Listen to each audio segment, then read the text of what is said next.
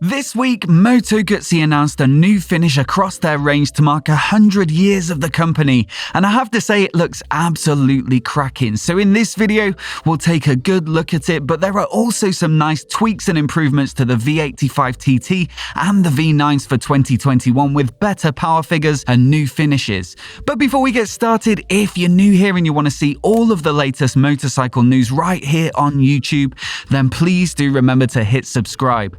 I've already covered the 2021 version of the V7 with a substantial boost in power and some nice visual changes, making it look pretty competitive against the likes of the Triumph Street Twin and the Royal Enfield Interceptor. I won't go over them again here, but there's a link in the description to that full video in case you missed it. The bigger sibling of the V7 is the V9, which comes in a cruiser-style Roma model, as well as a bobber-style bobber. I was lucky enough to borrow the bobber for a couple of weeks, and I really enjoyed the comfy, easygoing ride and undeniable character of it. But it has to be said, it felt a touch underpowered versus likely competitors such as the Triumph bobber. It's still using the 850cc 90-degree V-twin derived from the V85TT adventure bike, and although it doesn't reach the same full performance figures, it still gets a nice bump in power and torque versus the previous year model. Power has gone up from 55 horsepower to 65, whilst torque has also improved with 73 Nm as opposed to 62.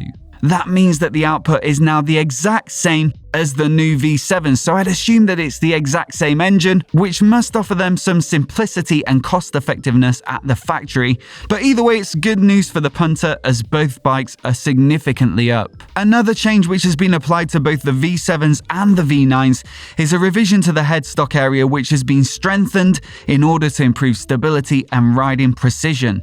The V9's foot pegs now also come on rubber mounts to reduce vibes through your feet, and the bobber also gets a new saddle, which they say has a minimalist look, which is in line with the vehicle's philosophy. Aluminium side panels and a short front mudguard are also new for 2021, and the bobber gets a digital instrument cluster and full LED lighting system with a Moto Guzzi eagle-shaped DRL.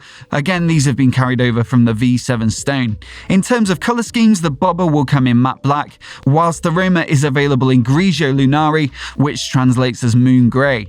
That's a bit of a cutback on the previous three colour options for the bobber, for example, although there is the Centenario finish, which we'll get onto in a minute. But first, a quick rundown of the new V85TT as well, which I have to say is my favourite bike in their lineup. I rode it a couple of years back at the launch in Sardinia, and again I really enjoyed the personality of the engine, the comfort of the riding position. I was impressed by its handling when you hustled it, and I have to say I love how it looks too. For the next model year, they've revised the engine's valve lift and timing, as well as tweaked the electronics to generate more torque in the low and mid-range, although they didn't provide specific figures or dyno charts in the press release.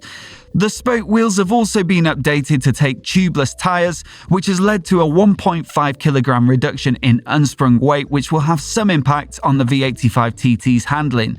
The three original riding modes of street, rain and off-road are now joined by sport and custom, both of which can be used to affect the ABS, traction control and throttle response.